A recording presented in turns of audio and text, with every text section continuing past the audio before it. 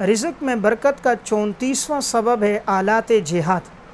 जब इंसान जिहाद के आलात ख़रीदता है, किसी मुजाहिद को फ़राहम करता है, अल्लाह ताला इसके ज़रिए बरकतें अता फ़रमाता है। सही मुस्लिम की रिवायत है, रसूलुल्लाह सल्लल्लाहु अलैहि वसल्लम ने फ़रमाया, अल बरकतु फ़ी नवासिल खैल, अल्लाह ताला ने घोड़ों की पेशानियों में बरकत को रख दिया। तो घोड़ा और इस तरह के दीगर आलात जिहाद, इनमें बरकत है।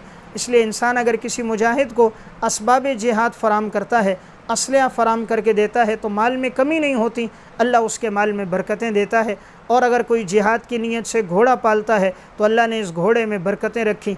इसलिए सलफ़ जिहाद की नीयत से घोड़े भी पालते थे, ऊँट भी रखते थे, हथियार भी रखते थे, ताकि बवक्त ज़रूरत जब भी काम आए तो फ़ौरन मैदान जिहाद की तरफ दौड़ते हुए चले जाएँ। तो अल्लाह ने वुसअत दी हो तो इंसान आलात जिहाद मुजाहिदीन को फ़राहम करे। जहाँ कहीं भी एलाए कलिमतुल्लाह और दीन हक़ की बात हो रही हो, दीन की सरबुलंदी का काम हो रहा हो, वहाँ के लिए मुजाहिद को असबाब जिहाद और सामान जिहाद फ़राहम करना, जैसा कि हदीस में आता है, ये ऐसा है गोया इसने भी जिहाद किया।